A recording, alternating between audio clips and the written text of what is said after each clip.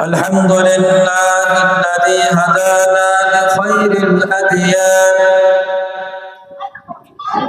وما كنا لنهتدي لولا أن هدانا الله وأكمل لنا ديننا وأتم علينا نعمته ورضي لنا الإسلام دينا فلا نعبد ولا نستعينه إلا إياه ألف بين قلوب أهل الإيمان فأصبحوا بنعمته إخوانا ونشهد أن لا إله إلا الله وحده لا شريك له ونشهد أن سيدنا وسندنا ونبينا وشفيعنا وحبيبنا وحبيب ربنا وطبيبنا وطبيب قلوبنا وأولانا ومولانا محمدا عبده ورسوله الذي أرسله الله تعالى كافة للناس بشيرا ونذيرا وداعيا إلى الله بإذنه وسراجا منيرا أما بعد فأعوذ بالله من الشيطان الرجيم بسم الله الرحمن الرحيم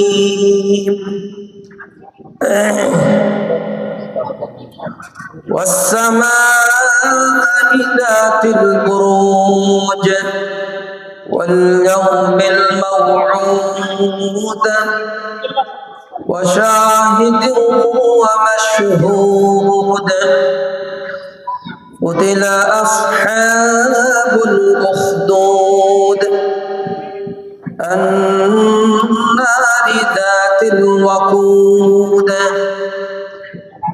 إذ هم عليها قعود وهم على ما يفعلون بالمؤمنين شهود وما نقموا منهم إلا أن يؤمنوا بالله العزيز الحميد الذي له ملك السماوات والأرض والله على كل شيء شهيد صدق الله مولانا العظيم وصدق رسوله النبي الكريم ونحن على ذلك من الشاهدين والشاكرين والذاكرين والحمد لله رب العالمين سبحانك لا علم لنا إلا ما علمتنا إنك أنت العليم الحكيم شكرا للشريف اللهم صل على محمد وعلى آل محمد كما صليت على إبراهيم وعلى آل إبراهيم إنك حميد مجيد اللهم بارك على محمد وعلى آل محمد كما باركت على إبراهيم وعلى آل إبراهيم إنك حميد مجيد صدقت يا رب العالمين উপস্থিত ইমানি ভাইরা আল্লাহ সুবহানাহু ওয়া তাআলার দরবারে লাখ কোটি শুকরিয়া। হৃদয়ের গভীর থেকে অবনত মস্তকে যে মহান রব্বুল ইজ্জাত জাল্লা জালালুহু ওয়া আম্মা আওয়ানুহু আমাদেরকে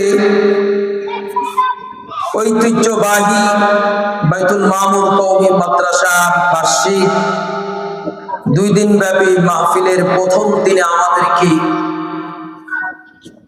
দ্বিতীয় অধিবেশন আল্লাহ রাব্বুল আলামিন আমাদেরকে জান্নাতের বাগানে আল্লাহ তাআলা আমাদেরকে সমবেত হওয়ার তৌফিক দান করেছেন, আমাদের তৌফিক দিয়েছেন। এই জন্য আমরা উপস্থিত হতে পেরেছি। এই জন্য আমরা সকলের দিল থেকে শুকরিয়া আদায় করি আলহামদুলিল্লাহ। মেহেরবানি করে আমরা রাস্তায় ঘোরাফেরা না করে সামিয়ানার নিচে আমরা বসে পড়ি। উলামায়ে কেরাম অত্যন্ত গুরুত্বপূর্ণ আলোচনা করেছেন বা করবেন। এই জন্য কোরআনের আদবের রক্ষার্থে সম্মানার্থে আমরা ঘোরাফেরা করি, রাস্তায় চলাচল করি, বসে যাব। আমি যতটুকু কথা বলবো সরাসরি কোরআন থেকে কথা বলবো। এই জন্য কোরআন আমি হাতে নিয়েছি, যে আমি কিন্তু বাপ দাদার কিস্সা কাহিনী করতে চাই। আল্লাহ যেটা বলছে এটা বলবো। এই জন্য একটি সূরার 7টি আয়াত তেলাওয়াত করেছি।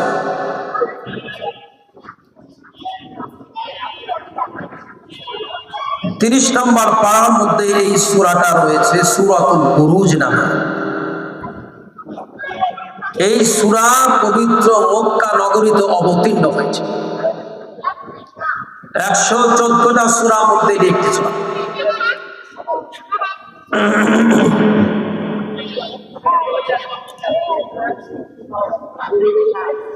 তো সূরা বুরুজ হলো 85 নম্বর সূরা সিরিয়াল অনুযায়ী। এই সূরাটার মধ্যে আল্লাহ কয়েকটা জিনিস নিয়ে শপথ করছে।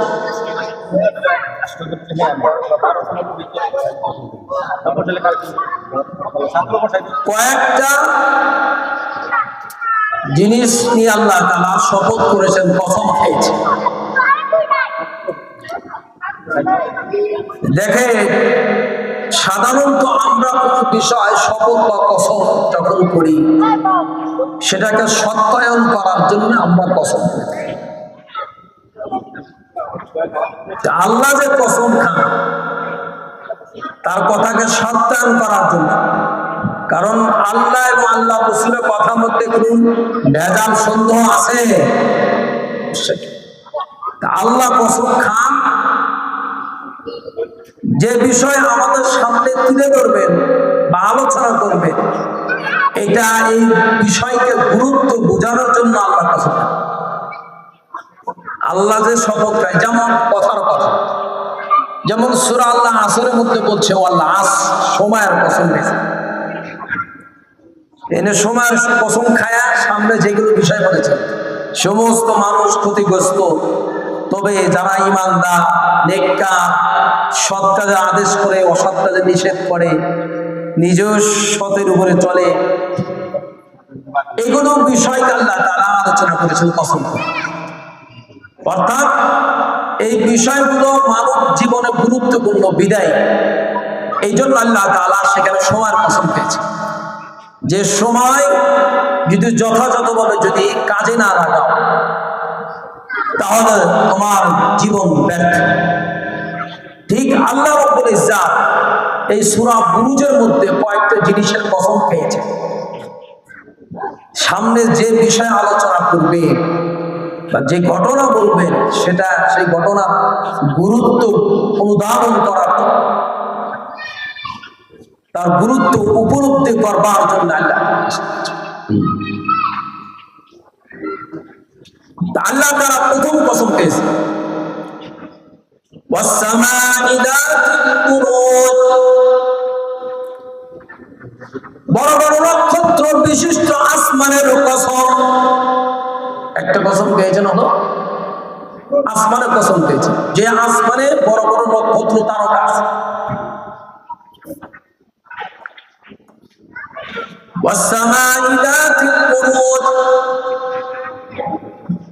বড় বড় নক্ষত্র বিশিষ্ট আসমানের কসম।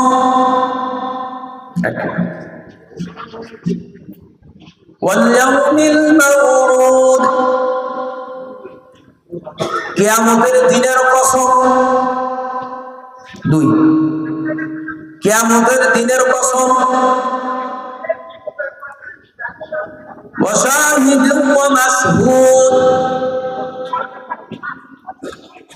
পবিত্র জুমার দিনের কসম। ওয়ামাশহুদ আরাফা দিনের কসম। চারটে জিনিসের কসম। কয়টা জিনিসে? আরো জানো কয়টা জিনিসে? চারটে। এক নম্বর হলো বড় বড় নক্ষত্র বিশিষ্ট আসমানের কসম খেয়েছে। এরপরে কিয়ামতের দিনের কসম খাইছে। এরপরে পবিত্র জুমার দিনের কসম খাইছে। এরপরে আরাফা দিনের কসম। সবগুলো গুরুত্বপূর্ণ। এরপরে কুতিলা আসহাবুল উখদুদ। হে পৃথিবীর মানুষ, ধ্বংস হয়েছে গর্ত খননকারীরা, পরীক্ষা খননকারীরা। ধ্বংস হয়েছে গর্ত খননকারীরা, পরীক্ষা খননকারীরা। এটা কে বলেছে? আল্লাহ। যে ধ্বংস হয়েছে গর্ত খননকারীরা। এই জন্য আমাদের সমাজে একটা কথা আছে, কেউ যদি অন্যের জন্য গর্ত খনন করে সেই গর্তে তাকে ধরতে হবে। আল্লাহ বলতেছে যে ধ্বংস হয়েছে গর্ত খননকারী, পরীক্ষা খননকারী। কারা? এখন এর প্রশ্ন দেখি, গর্ত খননকারী কারা? আল্লাহ নবী বিশ্বনবী মুহাম্মদ রাসূলুল্লাহ সাল্লাল্লাহু আলাইহি ওয়াসাল্লাম নবীজি এই আয়াতে ইসলামের প্রেক্ষাপটে নবীজি মুসলিম শরীফের হাদিস, তিরমিজি শরীফের মধ্যে ঘটনা আল্লাহ নবী আলোচনা করেছেন যে গর্ত খননকারী কারা। ইয়ামানের নাজরান এলাকার একজন ইহুদি রাজা ছিল, জালেম ছিল। তার দরবারে একজন অত্যন্ত সুদক্ষ জাদুকর ছিল, খুব বড়। যে ইয়ামানের নাজরান এলাকা একজন রাজা ছিল, সে কাফের ছিল এবং জালেম ছিল। তার দরবারে একজন অত্যন্ত সুদক্ষ জাদুকর ছিল। এই জাদুকর যখন বার্ধক্যে উপনীত হয়, বৃদ্ধ হয়ে যায়। আর ওই রাজার নাম ছিল ইউসুফ জুনওয়াস। ওই জাদুকর রাজার কাছে দরখাস্ত করে যে আমি তো বৃদ্ধ হয়ে গেছি, আমার তো সময় শেষ, কখন মারা যায় কোনো গ্যারান্টি। এই জন্য আপনি একজন আমার কাছে একজন বুদ্ধিমান বালক এনে দেন, যাকে আমি জাদুবিদ্যা শিক্ষা দিতে পারি এবং আমার পরে জাদুবিদ্যায় উত্তরাধিকারী করে রেখে যেতে পারি। রাজা জুনওয়াস জাদুবিদ্যা শিক্ষার জন্য একজন বুদ্ধিমান বালক নিয়োগ করেন। ওই বালক জাদুকরের নিকট জাদুবিদ্যা শিক্ষার উদ্দেশ্যে আসা যাওয়া করে। একদিন এই বালক জাদুকরের নিকট যাতায়াতকালে এক দর্বে ব্যক্তির সাক্ষাৎ লাভ করে। আর ওই দরবেশ ছিল খ্রিস্ট ধর্মের পাদ্রী, যাজক, ধর্মগুরু ছিল। কারণ সেই সময় একমাত্র খ্রিস্ট ধর্ম ছিল সত্য ধর্ম, যারা তৌহিদের উপরে ছিল।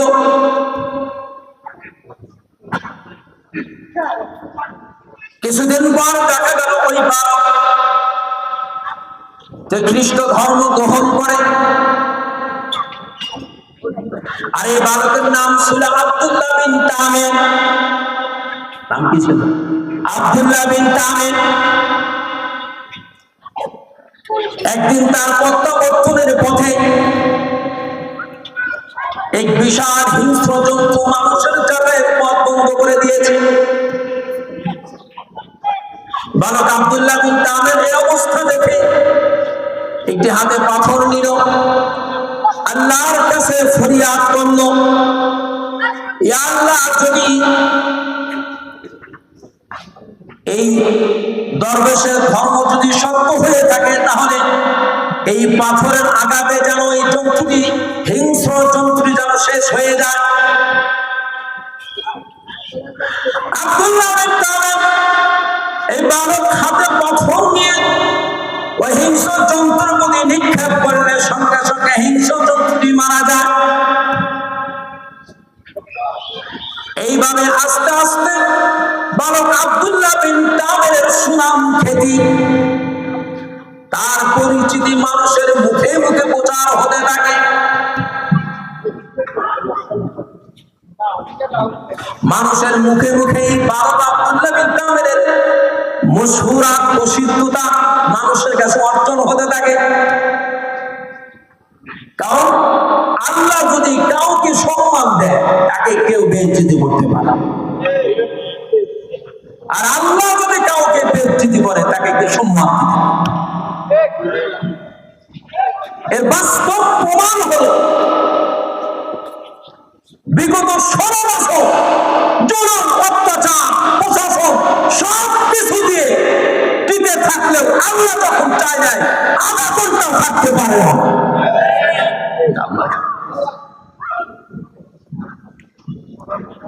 আল্লাহ বলেন, কুলিল্লাহুম্মা মালিকাল মুলকি তুতিল মুলকা মান তাশা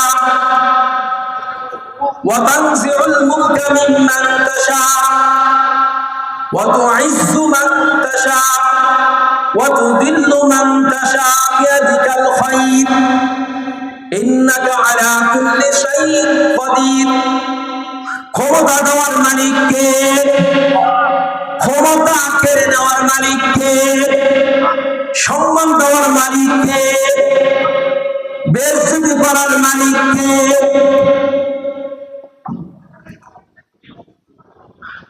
আব্দুল্লাহ বিন তামির এই বালক সেই দরবেশের নিকট তার ঘটনা সব কিছু বর্ণনা করে।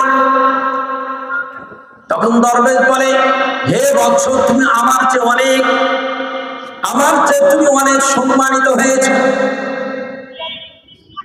অনেক সময় ছাত্র শিক্ষকের চেয়ে অনেক আগে বেড়ে যায়, ঠিক না বেটা?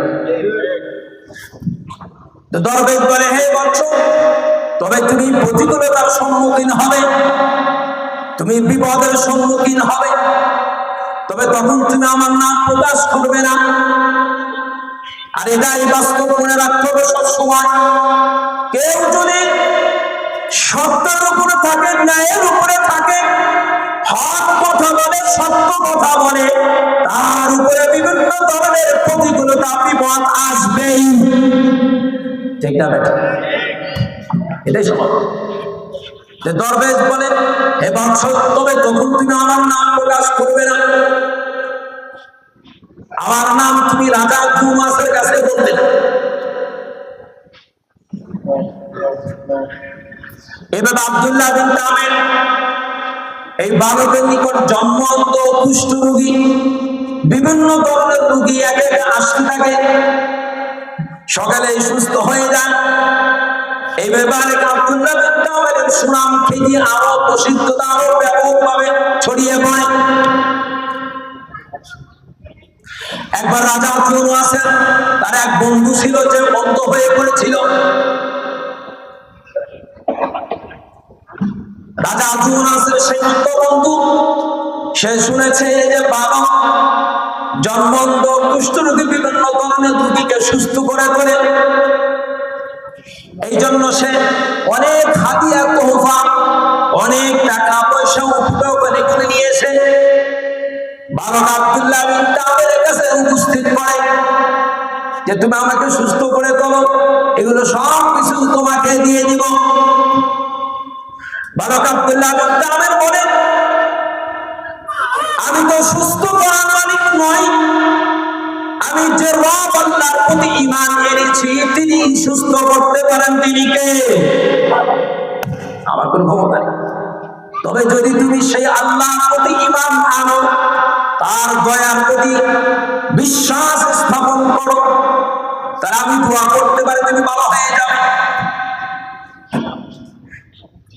আর ইব্রাহিম ইসলাম বলেছেন, আর ইব্রাহিম আলাইহিস সালাম তিনিও যখন তার জাতির সামনে পরিচয় তুলে ধরলেন যে তোমরা যে দেব দেবতার পূজা করো, আর কোনো ক্ষমতা নেই, আমি তো সেই রবের ইবাদত করি।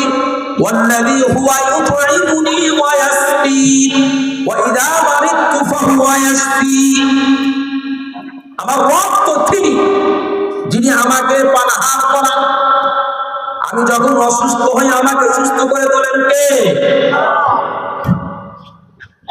আব্দুল্লাহ বিন তামের বলে, আমার কোনো ক্ষমতা নেই তোমাকে সুস্থ, তোমাকে তোমার দৃষ্টিশক্তি ফিরিয়ে দেওয়ার আমার কোনো ক্ষমতা নেই। আব্দুল্লাহ বিন তামের কথা বলতে ইনশাআল্লাহ তিনি ঈমান আনেন, আল্লাহর কাছে দোয়া করলেন। রাজা জুনাসের সেমন্ত বন্ধু দৃষ্টি শক্তি ফিরে পায়। এবার সেই বন্ধু আব্দুল্লাহ বিন তামের তার কথা অনুযায়ী ঈমান আনার পর রাজা জুনাসের কাছে তার দরবারে এসে বসে পড়ে। রাজা জুনাস বলে, কি বাবা, তুমি দৃষ্টি শক্তি কিভাবে ফিরে পেলে? বলে, আমার রব, আমার মালিক আমাকে দৃষ্টি শক্তি ফিরিয়ে দিয়েছেন। আরে আমি ছাড়া তোমার আর কোন মালিক আসেনি? আমি ছাড়া কেন মালিক আছে? বলে, হ্যাঁ, আমার মালিক আমাকে সুস্থ করে তুলেছেন, দৃষ্টি শক্তি ফিরিয়ে দিয়েছেন। তিনি শুধু তোমার মালিক না, আমার মালিক নাই, সকলের মালিক। তিনি কে? আলহামদুলিল্লাহ রাব্বিল আলামিন। আমরা সূরা ফাতিহা যখন পড়ি, আমরা নামাজের মধ্যে পড়ি না, সকল প্রশংসা ওই আল্লাহর জন্য যিনি বিশ্ব জগৎ সমূহের রব। তিনি কে?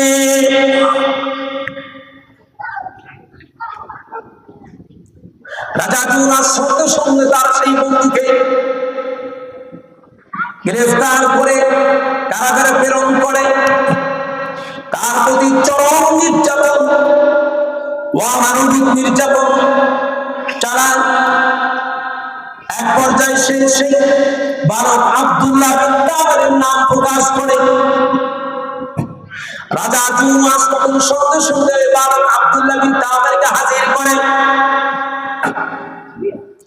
আব্দুল্লাহ বিন তামেরকে হাজির করে, হে বৎস, তুমি তো জাদুবিদ্যায় এত পারদর্শী হয়েছ, জন্ম অন্ধ কুষ্ঠরোগীকে তুমি ভালো করতে পারো। আব্দুল্লাহ বিন তামের বলে, না, মানুষকে সুস্থ করা, মানুষকে অসুস্থ করাই আমার কোনো শক্তি নেই। মানুষকে সুস্থ করার মালিক কে?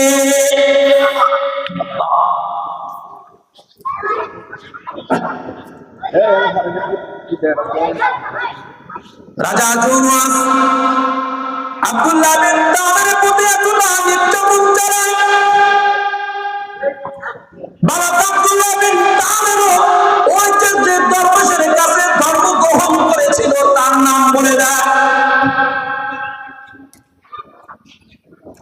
রাজা জুনাস অবশেষে সেই দরবেশকে হাজির করে। দরবেশকে বলে, কি বাবা, তুমি বালককে তুমি ধর্ম তুমি শিক্ষা দিয়েছ,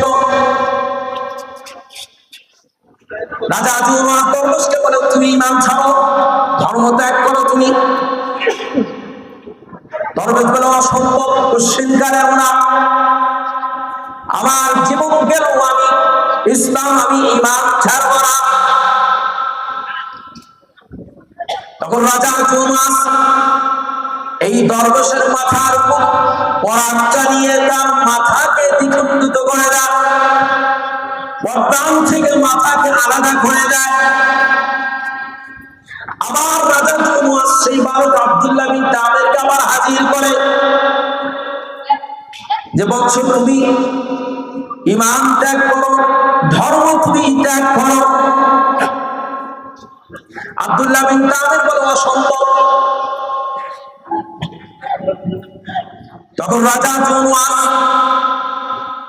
তার প্রশাসক, তার সৈন্য, তার কর্মচারীদেরকে অন্যায় নির্দেশ প্রদান করে, অন্যায় নির্দেশ দেয় যে এই বালককে পাহাড়ের চূড়ায় নিয়ে যাবে। যদি সে স্বেচ্ছায় ধর্ম ত্যাগ করে তাহলে ভালো, স্বেচ্ছায় যদি ধর্ম ত্যাগ করে তবে ভালো, অন্যথায় তাকে পাহাড়ের চূড়ায় থেকে নিক্ষেপ করবে, ফেলে দিবে। রাজা জুমাসের এই অন্যায় নির্দেশ বাস্তবায়ন করানোর জন্য তার প্রশাসন বালক আব্দুল্লাহ বিন তামেরকে পাহাড়ের চূড়ায় নিয়ে যায়। এই জন্য বলি যে ক্ষমতা পেলেই অপব্যবহার করা যাবে। আর পরিষ্কার করে বলি, বিশেষ করে প্রশাসক, বিগত 16 বছর যে সমস্ত প্রশাসক সরকারের অন্যায় নির্দেশ পালন করেছে, আজকের তাদের কি পরিণাম, তাদের প্রতি প্রতিটা মানুষের ঘৃণার জন্ম নিয়েছে। অন্যায় নির্দেশ কার অন্যায় নির্দেশ পালন করা যায়? আমার বাপও যদি অন্যায় নির্দেশ করে পালন করা যায়, শুধু চাকরি পাওয়ার কথা মনে রাখতে হবে।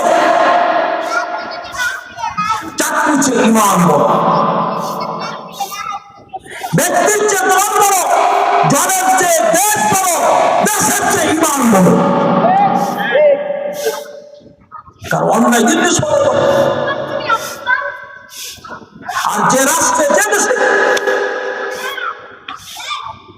কারণ রাষ্ট্রের কর্মচারী যারা, তারা জনগণের সেবক, গোলাম, জনগণের ট্যাক্সের টাকা দিয়ে তাদের বেতন হয়।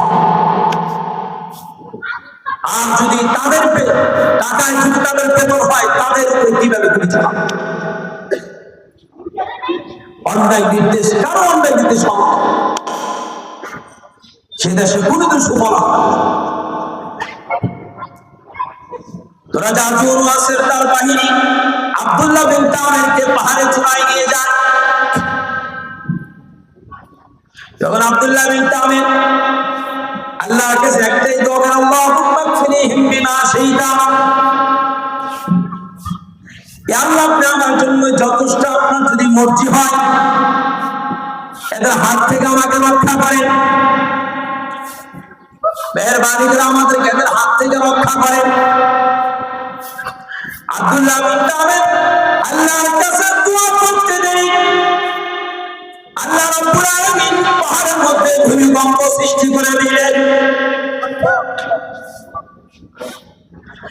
রাখে আল্লাহ, মারে আল্লাহ। আল্লাহ রাব্বুল আলামিন ওই পাহাড় থেকে রাজা জুমাসের সৈন্য বাহিনী, তাদের বাহিনীদেরকে আল্লাহ পাহাড় থেকে ফেলে দিলেন। আর ওই বালক আব্দুল্লাহ বিন তামের পাহাড় থেকে হেঁটে হেঁটে রাজা জুমাসের কাছে চলে আসলো। আল্লাহ তাকে রক্ষা করতে, আল্লাহ যারা হেফাজত করে কিছু।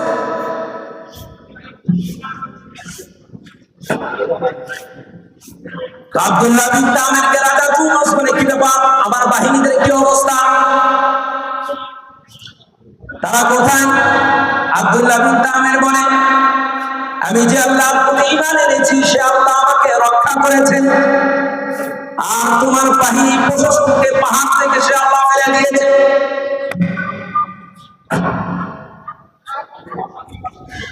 এরপর রাজা জুমাস এরপর তার অন্য বাহিনীর হাতেই আব্দুল্লাহ বিন তামের বালককে তুলে দেয়। আবার সে অন্যায় নির্দেশ দেয়, যদি এই বালক স্বেচ্ছায় যদি তার ধর্ম ঈমান ত্যাগ করে ভালো কথা, অন্যথায় তাকে তড়িত করে আরোহণ করিয়ে মাছ সমুদ্রে নিয়ে তাকে নৌকা থেকে ফেলে দিবে।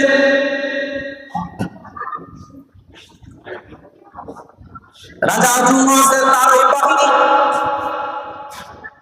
আবার তার সেই বাহিনী তার অন্যায় নির্দেশ বাস্তবায়ন করার জন্য আব্দুল্লাহ বিন তামেরকে, এই বালক আব্দুল্লাহ বিন তামেরকে নৌকাতে আরোহণ করিয়ে মাছ সমুদ্রে নিয়ে যায়। ঠিক এই সময় আব্দুল্লাহ বিন তামের বালক আল্লাহর কাছে একবার দোয়া করে, আল্লাহুম্মা গফিরহিম বিমা শি'তা, হে আল্লাহ আপনি আমার জন্য যথেষ্ট, আপনি আমার জন্য যথেষ্ট, আপনার যদি মর্জি হয় আমাকে আপনি এদের হাত থেকে রক্ষা করেন। আব্দুল্লাহ বিন তামির আল্লাহর কাছে এই দোয়া করতে দেরি আল্লাহ রাব্বুল আলামিন সমুদ্রের মধ্যে আল্লাহ রাব্বুল আলামিন তুফান তুলে দিলেন।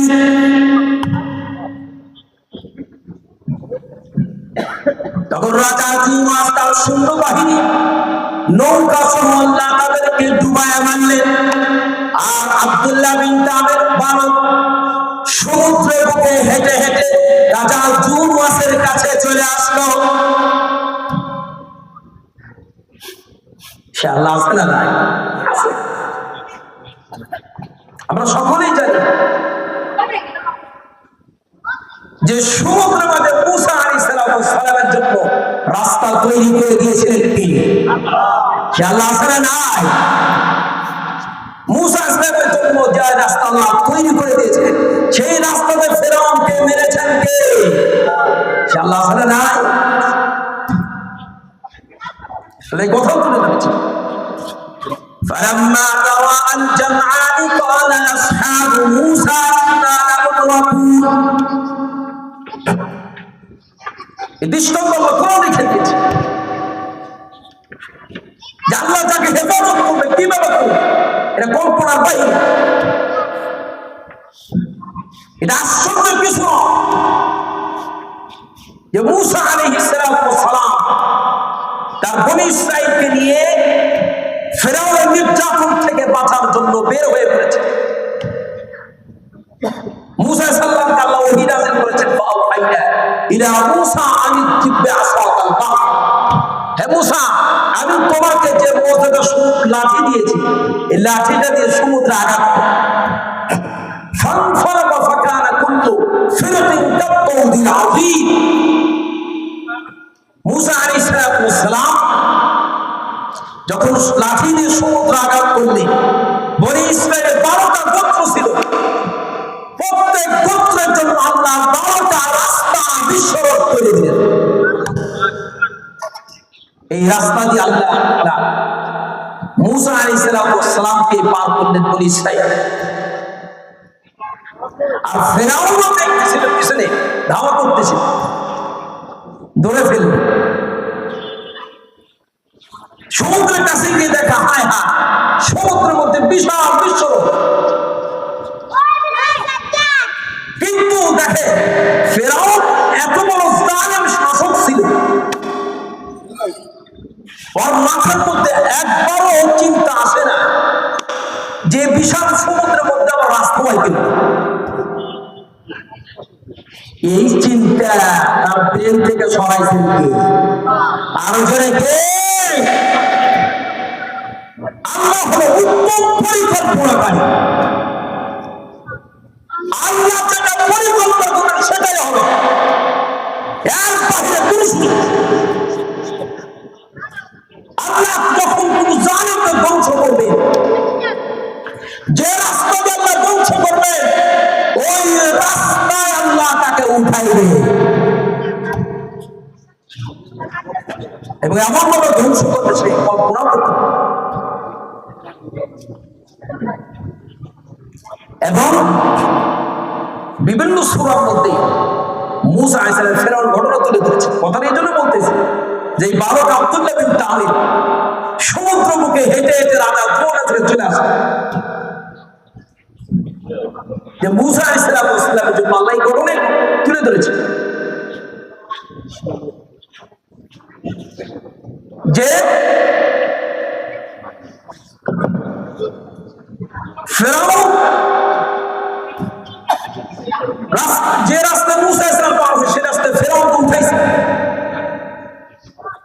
এবং জিবরিল আমিন হুজুর সাল্লাল্লাহু আলাইহি ওয়াসাল্লাম বলছেন রাসূলুল্লাহ ফেরাউনের সেই ধ্বংসের ঘটনা আপনাকে শোনাবো না শোনাবো। যখন মাছ সমুদ্রে মাছ রাস্তায় চলে গেছে ফেরাউন পাইনি, মুসা আলাইহিস সালাম পার হয়ে গেছে বনি ইসরাইলকে, তখন আল্লাহর নির্দেশে আবার সেই রাস্তাকে সমুদ্রের পানির সাথে মিশে গেছে। এই জন্য দেখে আল্লাহ প্রত্যেকটা ঘটনা আমাদের সামনে আলোচনা করে, শিক্ষা দেওয়া আমরা ভুলে যাই। সামান্য 2 দিনের ক্ষমতা পেয়ে ভুলে যায় জুলুম অত্যাচার করি, টাকা হলে ক্ষমতা হলে মানুষকে মানুষ মনে করে না, ঠিক না বেটা? আল্লাহ একজন আছে, তুমি যত পরিকল্পনা করো আল্লাহর পরিকল্পনার কাছে তুমি ব্যর্থ, কোনদিন সাকসেস হতে পারো। এই জালেম রাজা জুলুস, এই ইমানদার আব্দুল্লাহ বিন তামির সহ এরপরে আব্দুল্লাহ বিন তামির রাজা জুলুসকে বলল, দেখো আমাকে এইভাবে মারতে পারবা, আমি যেভাবে বলি সেইভাবে কাজ করো, তুমি বিশাল এক ময়দানের মানুষকে সমবেত করো, উপস্থিত করো, এবার খুঁটির সাথে আমাকে বেঁধে ঝুলাও, একটা তীর নিয়ে তুমি এই বলে আমার প্রতি নিক্ষেপ করো, বিসমিল্লাহির রাব্বিল গুলাম, যে আমি ওই আল্লাহর নাম দিয়ে তীর নিক্ষেপ করছি যিনি এই বালকের রব, তাহলে আমাকে মারতে হবে। এরপরে রাজা জুলুস আব্দুল্লাহ বিন তামিরের কথা অনুযায়ী বালকের প্রতি তীর নিক্ষেপ করলে বালক শহীদ হয়ে। এই দৃশ্য দেখে সমবেত ময়দানে যত মানুষ ছিল সকলে 3 বার চিৎকার করে বলে, আমরা এই বালকের আল্লাহর প্রতি ঈমান আনলাম। দেখেন আল্লাহ পরিকল্পনা,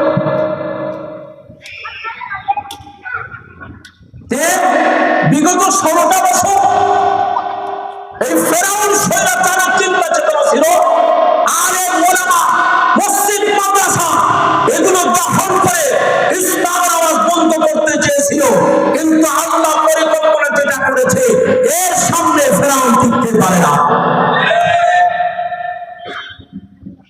মানুষ আর ইসলাম বেশি হচ্ছে, এমন পরিস্থিতি হচ্ছে মানুষ এই চিন্তায় করছে আগামী বাংলাদেশ ইসলামী বাংলাদেশ দেখতে চায়, ঠিক না বেঠে? আগামী বাংলাদেশ ওলামায়ে কেরামের নেতৃত্ব চলবে, আগামী বাংলাদেশ মসজিদ মাদ্রাসা নেতৃত্বে চলবে, আগামী বাংলাদেশ দাঁড়িয়ে কবি সুন্নত ওয়ালাদের নেতৃত্বে চলবে। সুতরাং কোন ধরনের চক্রান্ত করে যত ষড়যন্ত্রের গর্ত পালন করো না কেন, আল্লাহ তাআলা ওই গর্তের মধ্যে তোমাদেরকে ফেলে দিবে, আমাদেরকে হেফাজত করবেন কে? এর প্রকাশ হয়েছে না, তোমরা সাভারে 6 জনকে পুড়িয়ে মেরেছো, এটা আল্লাহ প্রকাশ করে দিয়েছে, ঠিক না বেঠি? তোমরা 2013 সালে শাপলা চত্বরে হাজার হাজার আলেমদেরকে হত্যা করেছো, গুম করেছো, দাফন করেছো, পুঁতে ফেলেছো, একটাও তোমরা কিছু কোনটা থেকে রক্ষা পাও না। এগুলো সব কিছু এই চক্রান্তকে নস্যাৎ করে দিয়েছেন কি ইনশাআল্লাহ ছাড়া নাই। এই জালেম রাজা জুলুস আব্দুল্লাহ বিন তামিরের সাথে যত ঈমানদার প্রায় 12,000 মুমিনদেরকে পুড়ে মেরেছে। এদের কথা আল্লাহ বলতেছে। আমি শুধু আয়াতের তর্জমা বলি যে কুতিলা আসহাবুল উখদুদ, এজন্য আল্লাহ বলেছেন ধ্বংস হয়েছে পরিকাফলনকারীরা, আন্নাদিদাতিল ওয়াকুদ, যে পরীক্ষায় প্রচুর পরিমাণ ইন্ধনযুক্ত আগুন ছিল, ইদহুম আলাইহা কুউদ, আর এই পরীক্ষার পাশেই রাজা জুনুয়াস তার প্রশাসন দেওয়া উপবিষ্ট ছিল, বসা ছিল, সব কিছু দেখতেছিল কিভাবে কুইরা মারছে ইমানদারদের কিভাবে জুলুম করেছে, অত্যাচার করেছে, তার প্রশাসন সব কিছু দেখেছে। ঠিক আছে, ঠিক এখনো আমরা তো ভিডিও ফুটেজ দেখি মানুষগুলো কিভাবে হত্যা করেছে। এরপর আল্লাহ বলেন ওয়াহুম আযাবা ইয়াফআলুনা বিল মুমিনিনা শুকুর, তারা মুমিনদের প্রতি রাজা জুনুয়াস এবং তার প্রশাসন বাহিনী মুমিনদের সাথে মুমিনদের প্রতি যে নির্যাতন যে কর্ম করেছে এগুলো তারা প্রত্যক্ষ করতেছিল।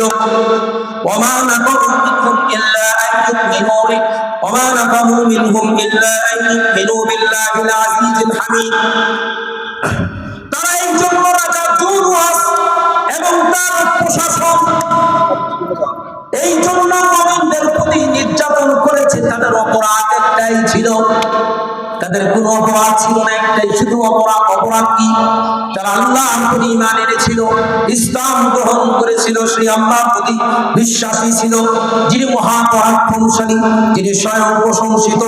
আল্লাযী লাহু মুলকুস সামাওয়াতি ওয়াল আরদ, তারা ওই আল্লাহ মহান আল্লাহর প্রতি ঈমান গ্রহণ করেছিলেন, যার রাজত্ব সাত আসমান সাত জমিনে, তারা ওই আল্লাহর প্রতি ঈমান এনেছিল। আল্লাহু আলা কুল্লি শাইইন শাহীদ, যার সম্মুখে সব কিছু রয়েছে।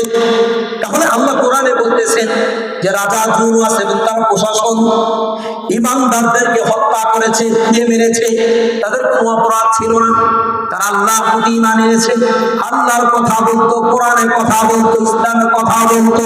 ঠিক না ঠিক? এ যুগেও এরকম জালেম আছে, এ যুগে জালেম আছে, জালেমকে জালেম বললে তার গায়ে লাগে, জালেমকে জালেম বললে তার গায়ে লাগে, সুদখোরকে সুদখোর বললে তার গায়ে লাগে, ফেরাউনকে ফেরাউন বললে তার গায়ে লাগে, ভারতের দালাল বললে গায়ে লাগে। ঠিক না ঠিক? আল্লাহ কোরআনে বলতেছেন তাদের কোনো অপরাধ ছিল না, এক আল্লাহর প্রতি বিশ্বাসী ছিল, অটল ছিল আল্লাহর প্রতি, আল্লাহর কথাই বলতো। এখন ওলামায়ে কেরামের প্রতি যে নির্যাতন চালাইছে, কোনো অপরাধ আছে? তারা হক কথা বলতো, সত্য কথা বলে, ইসলামের কথা বলে, কোরআনের কথা বলে। আরে কোরআনের কথা বললেই তো চোর বাটপার সত্যি ধরা খাইব। কোরআনের কথা বললে সকলেই ধরা খাবে, কারণ কোরআনের মধ্যে আল্লাহ তাআলা সব কিছু দিয়েছেন, পূর্ণাঙ্গ জীবন বিধান কোরআনের মধ্যে আল্লাহ দিয়েছেন, এমন কোনো বিষয় নাই। কারণ হলো কোরআন দিয়ে যদি রাষ্ট্র পরিচালনা করে কোনো চোর থাকবে না। ঠিক না ঠিক? কোরআন দিয়ে যদি রাষ্ট্র চলে কোনো বাটপার, কোনো সুদখোর থাকবে না। কোরআন দিয়ে যদি রাষ্ট্র চলে কোনো জুলুম অত্যাচার চলবে না। কোরআন দিয়ে যদি রাষ্ট্র পরিচালনা হয় তাহলে বাংলাদেশে কোনোদিন জালেম কোনোদিন মাথা চাড়া দিয়ে উঠবে না। এই জন্য বলি যে বাংলাদেশকে যদি চিরকালের জন্য যদি জালেম মুক্ত করতে হয়, কোরআনের রাষ্ট্র ব্যবস্থা ছাড়া কোনো বিকল্প নাই, কোরআনের শাসন ছাড়া কোনো বিকল্প নাই। একমাত্র এই দেশের জনগণকে শান্তি এনে দিতে পারে একমাত্র কোরআন। ঠিক না ঠিক? এই কোরআন ছাড়া কোনো শান্তি নাই। আমরা সবাইকে দেখেছি, এখন নতুন বাংলাদেশে আমরা নতুন ভাবে কোরআনী শাসন ব্যবস্থা চাই। ঠিক না ঠিক? আল্লাহ তাআলা আমাদের সকলকে বোঝার তৌফিক দান করুন।